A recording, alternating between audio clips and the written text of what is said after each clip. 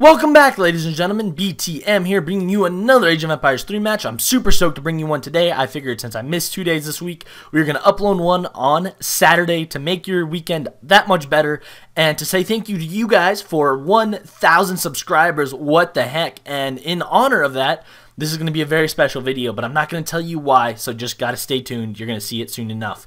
But thank you guys so much for 1,000 subscribers. I don't know why 1,000 people are watching me blunder badly at Age of Empires 3, but you are, and I appreciate it. So from the bottom of my heart, thank you so much. Now watch me screw up the beginning micromanagement of this game. I kid. By the way, you may notice I'm going to gather exactly 200 wood. I'm going to build my trading post. I'm going to do all the normal early game stuff. Hopefully a little bit better than I usually do it, but nothing too exciting. Nothing too different than normal. And once I have 200 wood, I'm actually not even going to bother to gather the rest of the wood or the coin crates in my base.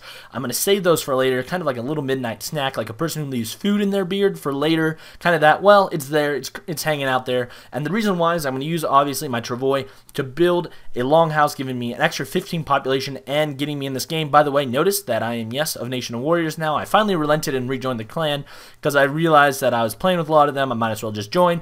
And also, you might notice I now have an Indian skin. I don't know. I felt like that was a very war chiefy thing to do, and I enjoyed it.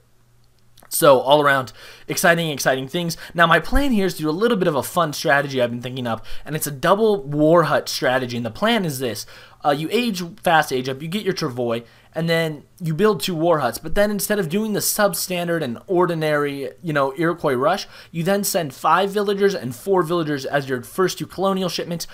All of a sudden, literally like almost doubling your economy right away by an absurd amount. So that's kind of what my strategy here was. I did kind of screw up in terms of picking my deck. I kind of lollygagged just a little bit, and then I realized I didn't even pick the card I wanted. So it was not an incredible display of early game micromanagement by me, but I never do a great display of early game micromanagement, and do. Let's be mature today, ladies and gentlemen, but not really. Anyway, I am going to gather some treasures around my home city. You notice I gathered that one treasure with my villager a few seconds ago. My villager was right next to a treasure with no guardian, so I was like, well, that's easy to pick up. 1 second, a villager gathering 30 coin. That's a pretty good ratio if you ask me. So I am, of course, going to gather food and wood and other treasures of things such as those. Not to mention I'm going to look to age with 15 villagers, and that 100 food treasure is a fabulous treasure for me to age up with. Obviously 100 feet just makes you age that much faster, have a little bit of a stronger impact into the next age. As you can see here, I'm already leading the game by 5 points of score. So even though I felt like my early game micromanagement wasn't good, it was 5 points of score better than, I guess you could say, my opponent, who is in France in yellow, by the way, and I'm in pink. Fabulous colors for a game, wouldn't you agree? So much red versus blue, especially if you watch StarCraft or play StarCraft, to have a little bit of pink versus yellow, even in Age of Empires, is nice. People sometimes don't pick the fun colors, but the fun colors are where it's at. Now you can see here, I'm thinking, well, if the line's meleeing him, I can probably run around and get away from him. The lion will keep attacking. I get some range shots in. I get 1 range shot in and it works, and then I think, well, I should probably focus on aging. Who cares? Now, here comes the fun part, and the part I want to show you today in this video. I have been working specially, or actually I did it all last weekend, but I made some little bit of call out. So in video, we can compare units and actually discuss their strengths and bonuses and really break down what's going on. So we got a France versus Iroquois matchup. So the most obvious unit matchup is going to be crossbowmen versus a hyena. Now let's take a quick look. The hyena have 10 extra health points, but they also come with a 20 extra food cost as opposed to crossmen, but they do get more food, 10% extra resist, and a bigger bonus against heavy infantry, 2 as opposed to 1.2. Same range, but they have 6 less attack range than the crossmen. So unit per unit, an hyena is slightly bulkier, but not quite as strong as a crossman, which is actually going to factor in very remarkably in this match. You got to remember that an hyena will not beat a crossman one-on-one, and they cost a little bit more. Actually, they might beat a crossman one-on-one. No, the 10 health isn't worth the loss of attack they have.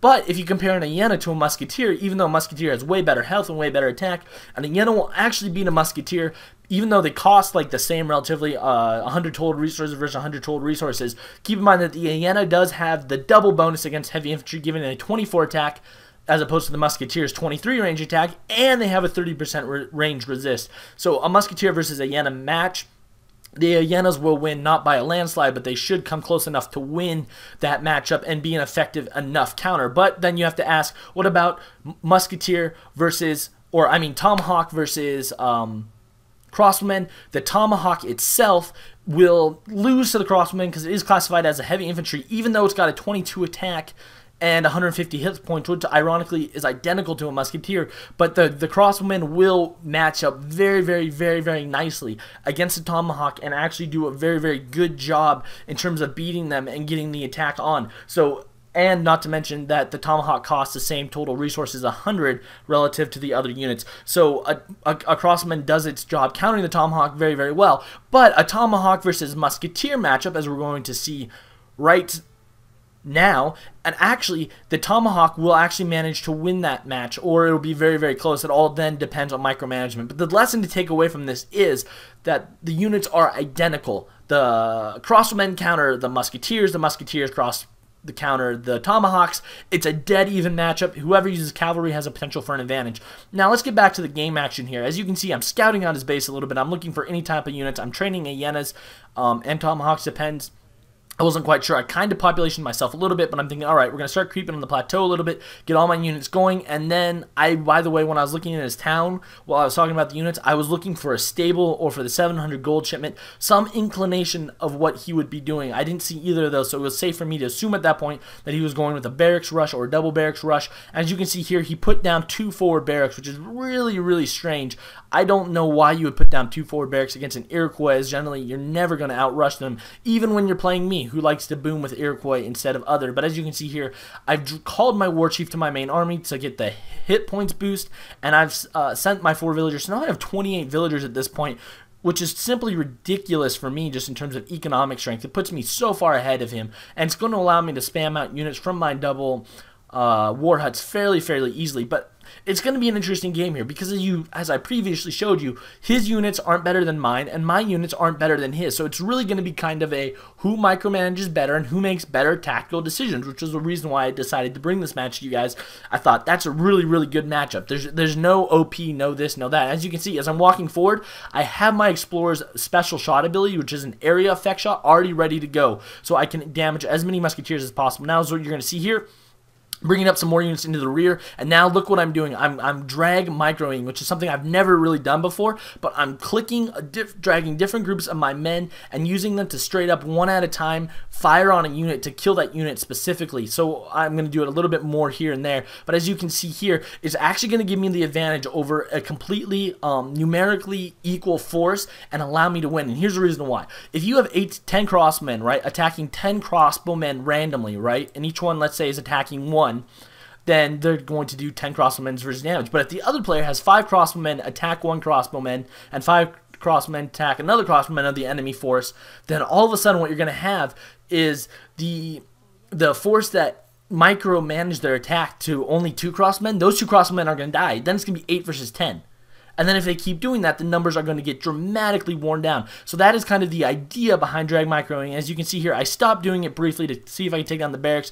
But as I can tell that the attack is in its own right not completely winning, I go back to kind of drag microing. Generally, how I like to drag micro is I like to drag micro the units on the end or wherever there's a break. That way I can keep really easy track of it and really kind of focus on attack.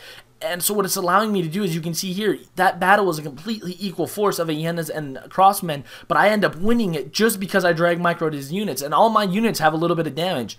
But I have all my units alive, or at least a significant amount of them relative to the amount that are dead. So as you can see there, I got some drag micromanagement. Also, I did send a villager up there to work and build on that trading post because I do want the trading post. But that's the idea behind drag micromanagement. But let me actually explain it again in a different way, not to be a gas bag and just talk endlessly, but to kind of explain it. Let's say you have 10 musketeers versus 10 crossmen, and this will be different because it'll be easier to understand because they're different units.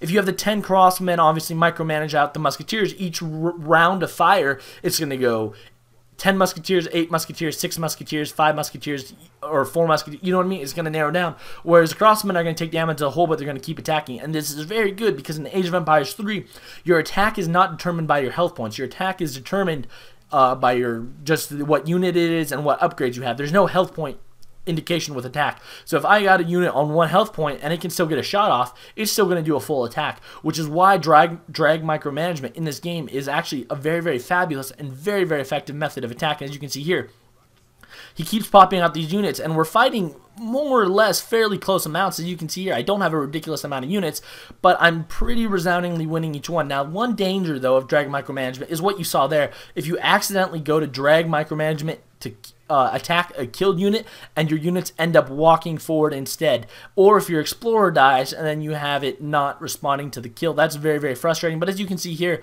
we're still managing to kind of pull off the kills more or less endlessly, which was pretty fabulous for me, at least. I'm not that good of micromanagement, as you guys know, and that's been something I've been really trying to focus on doing better. So as you can see here, we're going to do some drag micromanagement. You might wonder, why haven't I backed out of this fight if he's just going to keep spawning units? Well, as long as he's spawning equal to units or units that I slightly outnumber and I can drag micromanagement out them, there's no reason for me to back up, because this is really neutral territory. And what I mean by that is he has no friendly fire coming for him on this part of the map right now, so there's no reason for me to back out. Now if I was attacking a town center or there were towers there, I would definitely have to back out just to protect myself, just so I didn't take superfluous fire and damage my units. But because they're only barracks, all they really act as is a hit points wall blocking me from my goal, but they're not really damaging me or stopping me from getting what I want to do. As you can see here, I go to push forward, but he realizes, not going to have none of that. So he's backing up, and as by this way, point of the game,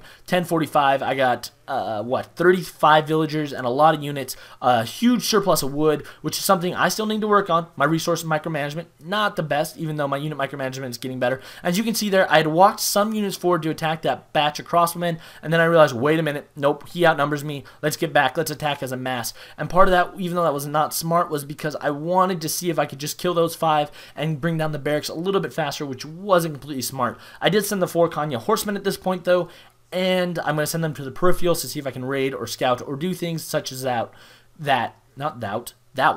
I made up a new word. Call me Shakespeare. Not really. So, but either way, that's what's kind of going on with the drag micromanagement. You can see me keeping it up. And then as they back away, I'm like, well, I'm going to let him back away, and I'm going to just quickly shift my fire back to the town center, to the barracks, to bring it down. At this point, I've taken control of the plateau. Obviously, pushing in his town is going to be the next order of business. Now, something else I was told recently by Interjection, a good friend, you guys definitely know his channel probably from Nation of Warriors, he's a very, very good player, is don't go straight for the town center, go for the houses instead. And the reason why is this: town center can sponge a lot of damage and do 100 damage per turn equivalent, as opposed to, you know, a house which has 1,000 hit points and can do no damage per turn. But if you do the house, you pop him, you destroy his population room, and you destroy the resources he's going for. So it's actually a really, really good, smart idea to go for the houses first. You basically cripple him, and then you strike him, as opposed to rushing in for going for the town center, because then even if you take down the town center, you might waste your entire military trying to take down something you can't kill. And that's partially part of the reason why I'm being a little bit more cautious here. I don't know exactly what he has or what's going on. That's part of the reason why I'm combining my units. I'm not just using a Yena or just Tomahawk. And the reason why is you never want to leave your army completely vulnerable to attack. So as you can see here, though, he's got a huge number of forces relative to mine, and he's marching forward. He's fairly confident in his ability to beat me, but I'm like, bitch, please, a part of my language. At this point, I was so happy and impressed by my micromanagement. I was like, you know what, I'm just going to stay here and drag micro and see if I can kill him off. And I do take a good amount of losses, but as you can see here, I definitely walk out of that with a massive advantage of this fight, which is just crazy. Like, who knew micromanaging was so overpowered? I mean, if I had known that micromanaging was this effective, I would have been doing it years ago. I kid, but seriously, I was always lazy. I was like, nah, I don't need to bother, but it's really, really quite effective. Micro 4 to the win. I was so thrilled in game. I purposely thought I'm going to start trying it this game because I never really bothered. But as you can see, I'm building up a forward war hut. I built a full war hut by my top 2 trading posts, just so I can kind of protect him and get some pressure on the sides if he's trying to shift away. I'm just going to send Furrier. I should have already sent Spice Trade, but if I didn't, I will send it soon. I'm going to build a second war hut as soon as that war hut is built. That way I can get another double war hut spam. And I'm going to keep pushing in just a little bit. I don't want to kind of risk my units because my strength at this point hasn't been a huge spam. My strength really has been just some pretty slick micromanagement and keeping myself alive, more or less. I pop myself again when I have 800 surplus wood. That's really kind of ridiculous for me just to pointlessly do that to myself, unfortunately. But not the end of the world because I'm just going to build some more longhouses and my problem's solved. And now here I'm going to go kill that villager, and I'm at a point now where I can make units pretty solidly. I got a 30-point score lead, which compared to him is a 33% increase, which is fabulous. And I'm going to grab a 5th trading post, because trading posts, or 4th trading post I should say, because trading posts are the best. I love trading posts so much. You guys all know that though if you've been watching my channel for a while. Trading post booms are the way to go. And being a boomer is a way to go. I love military, but I like sitting back and booming. Call me weird. But as you can see here, we got another little bit nice horde of units going. So I'm like, you know what? Let's go for it. Now, you might be wondering, with all the losses he's been taking, how's he been able to keep up production and fight me so well? You got to remember that his units cost 20 less food per head than mine do. And you may notice here, I sat back and I forced him to walk up to me, and then I'm going to do my crack shot ability into the middle of it. Watch. Boom! Does some damage. No, it didn't do it. Wait, did it? No, but I'm going to keep drag microing them out, working to pick them off one at a time. And I'm actually doing like little sections of each army for each area. And the goal here is to minimize the amount of shots you waste and to make every shot kill a unit, or, you know what I mean? That way there's no extra shots on each unit you kill, but that way you're killing units as quickly and as efficiently as possible. But I did back up there because I wanted to force him to come and be on an open territory where it was easier for me to navigate and micromanage and kill some units. As you can see, I'm doing pretty nicely. However, I'm not completely... I might win this, but I do need to switch to making some horsemen. But at this point, I'm like, well, this went ugly. So all I'm going to do is back behind my 2 war huts. I'm going to force him to take some fire, which is something he desperately does not want to do. So I'm just going to sit back behind or closer to my war huts. I'm going to keep backing up. Actually, I don't back up as far as I could have. I could have backed up further and started to hit and running him. In fact, that would have been a tactically smarter thing to do. But I was still winning at this point. I wasn't necessarily pushed. He's being aggressive. He's pushing up a little forward. He kind of feels like the battle's a little bit in his favor as I just keep drag microing. Even with significantly less superior force than he has, I'm not that bad off. I'm going to tend to some economic woes now, having a significant part of my villager base unemployed. I haven't done a great job making villagers though while micromanaging. That's one area where I need to improve at. But I'm going to send some infantry damage followed by some exotic hardwoods next. As you can see here, I kind of screwed up letting my military get split up. I guess I screwed up waypoints or something like that.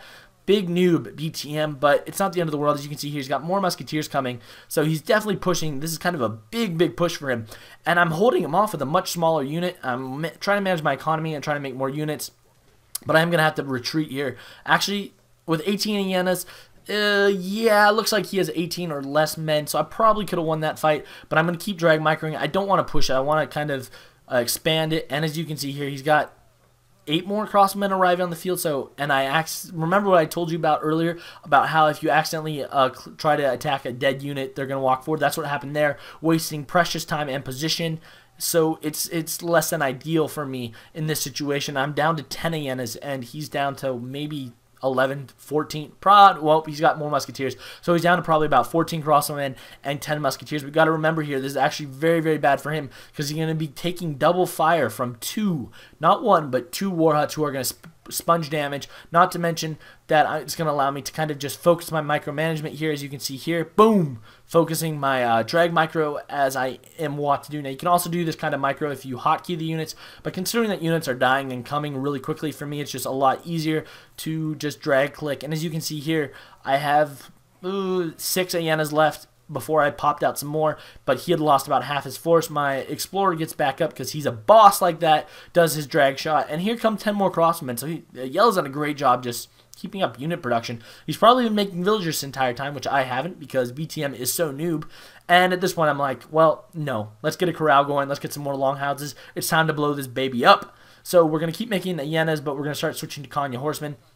If he's going to go pure crossmen or crossmen with just 1 or 2 musketeers thrown in here and there, then I'm going to start getting some horsemen to back up my hyena. And by the way, I love the Iroquois horsemen. They cost wood as opposed to coin, which is fabulous. By the way, you may notice that I have not built a market, and I'm going to build a market right now. Haha, kidding. I'm not going to build a market. Who do you think I am? A smart player? I don't got time for that. Go watch somebody else if you want to see market building. I'm out to win. I'm not out to build markets. Like, seriously, I'm out to win.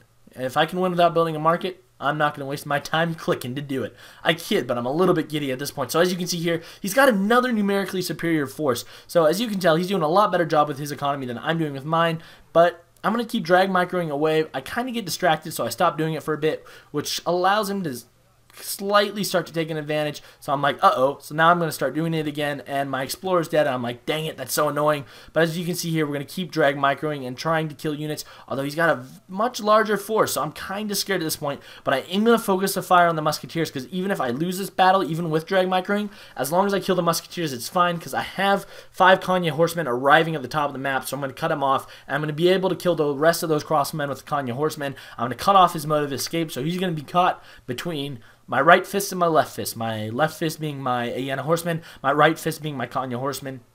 Whoa, no. My left fist being my Hyena crossman, my right fist being my Kanya horseman. At this point, we're going to start being a little bit more aggressive and pushing into his town. And he's going for some gold, so either he wants some market upgrades or something or other.